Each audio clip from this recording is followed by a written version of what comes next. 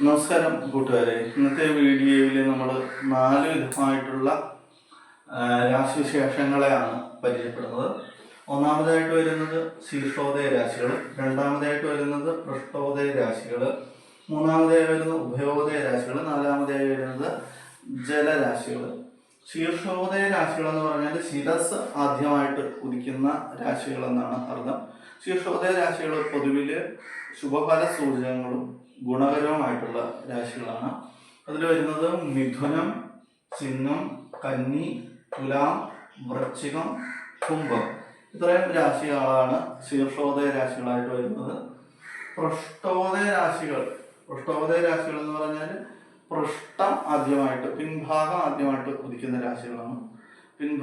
ഈ പൃഷ്ഠോദയ രാശികൾ അശുഭഫല സൂചകങ്ങളാണ്. എങ്കിൽ കൂടി പ്രസവാദി വിഷയങ്ങളിൽ പൃഷ്ഠോദയ രാശികൾ കിട്ടുന്നത് ഗുണകരമാണ്. അത് ശുഭപ്രശ്നം ആണെന്നും ഒക്കെ പറയാവുന്നതാണ്. പൃഷ്ഠോദയ രാശിയിൽ വരുന്നത് മേഘം, ഇടവം, കർക്കിടകം, ധനുവും, മകരം.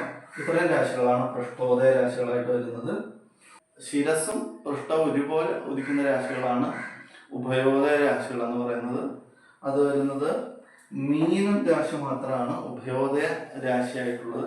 അത് മിശ്ര ഫലത്തെയാണ് പ്രദാനം ചെയ്യുന്നത്. ജലരാശികൾ എന്ന് പറഞ്ഞാൽ ജലവുമായിട്ട് ബന്ധപ്പെട്ട രാശികളാണ് ജലരാശികൾ. കർക്കിടകം, വൃശ്ചികം, മകരം, മീനം. ഇത്രയും രാശികളാണ് ജലരാശികളായിട്ട് വരുന്നത്.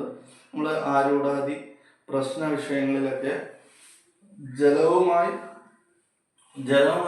ബന്ധപ്പെട്ട വിഷയമാണോ എന്നൊക്കെ നിഗമനത്തിലെത്തുവാനായിട്ട് ഈ ജലരാശികൾ നമുക്ക് സഹായകരമാണ്.